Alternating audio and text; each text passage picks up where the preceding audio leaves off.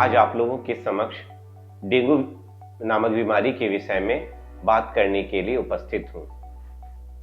Dengue नाम सुनते ही हमारे मन में घबराहट आने लगती है। बरसात के बाद के मौसम में ये बीमारी होती है। ये हम सब लोगों को पता है। ये मच्छर के काटने से होती है और इसका मच्छर हमारे आसपास के पानी में पनपता है। तो जो सबसे पहली आवश्यकता है इस बीमारी को, क्योंकि कहते हैं बीमारी के इलाज से ज़्यादा बेहतर है उसके बचाव में, तो बचाव का सबसे आसान सा तरीका है कि यह डेंगू बीमारी को हम अपने आसपास पानी को इकट्ठा ना होने दें। उस पे हम लोग छिड़काव करते रहें, केरोसिन ऑयल का या फिर गैमेक्सिन का छिड़काव करें और पानी को इकट्ठा ही ना होने दें।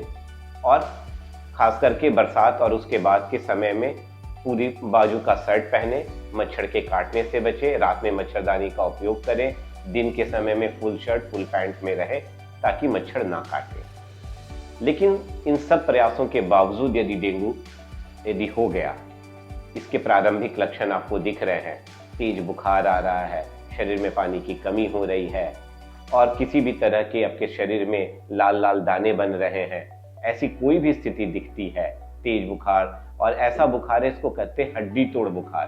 कहने का मतलब आपकी जोड़ों में, हड्डियों में काफी तेज दर्द होगा और काफी तेज बुखार आएगा। ऐसी कोई बुखार होती है तो मान के चलें इस मौसम में खास करके वो डेंगू हो सकता है। जरूरी नहीं है डेंगू, पर डेंगू हो सकता है। तो सर्वप्रथम इसके बारे में जानना जरूरी है। ये बीमारी के बारे में आजकल सरकार के तरफ से भी या बगल के लैब में इसकी जांच आसानी से उपलब्ध है। अमूमन दूसरे से तीसरे दिन आपको पता चल जाएगा आपको डेंगू है या नहीं। यदि डेंगू पता चल गया है कि डेंगू नाम की बीमारी है, तो पहली बात जहन में लाएं कि घबराए नहीं। डेंगू से यदि हम इसको सावधानी बरतेंगे डेंगू होने के बाद, तो बहुत कम जान जाने की संभावना है। जान तब जाती है जब हम लापरवाह होते हैं।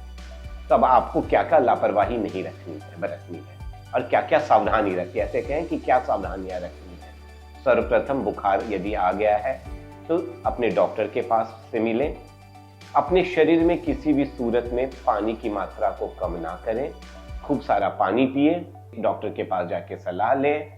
अपने से कोई दवाई न लें, कोई आसपास के दवा दुकान के कहने पे कोई दवाई का सेवन ना करें। बुखार यदि है तो सिर्फ और सिर्फ पैरासीटामोल की टैबलेट लें और इसके अलावा कोई दवाई नहीं लें, क्योंकि ये वायरस से फैलने वाली बीमारी है। किसी तरह की कोई एंटीबायोटिक इसमें काम नहीं करती है और बुखार के लिए दूसरी कोई भी दवाई आपकी किडनी, आपके लिवर को डैमेज कर सकती है। तो सिर्फ और सिर्फ पैरासीटामोल लें। हमेशा एक भ्रांति रहती है कि डेंगू में प्लेटलेट गिर जाता है और ब्लीडिंग होने लगती है। हमारे शरीर में 4 लाख तक प्लेटलेट होता है, 2 से 4 लाख, और यह प्लेटलेट यदि 10,000 से कम हो तब जाकर के शरीर में ब्लीडिंग होती है। सामान्य तौर पे पहले 5 दिनों तक बुखार रहता है, उसके बाद प्लेटलेट गिरता है और अधिकतर मरीजों में जब ये प्लेटलेट गिरता है तो ये खुद से प्लेटलेट की संख्या अपने आप बढ़ने लगती है। तो हमारा कहना है यदि प्लेटलेट गिर रहा है तब भी ना घबराएं। 10,000 प्लेटलेट तक प्लेटलेट देने की कोई जरूरत नहीं होती है। तो इन चीजों को समझे। जैसे ही आपका प्लेटलेट गिरा उसके बारे में रेगुलर बेसिस पे जांच कराएं, डॉक्टर से सलाह लें, मन को मजबूत रखें। यदि हमने सावधानियां बरती, हमने बचाव किए, तो डेंगू को आसानी से हम जीत सकते हैं इस बीमारी पे।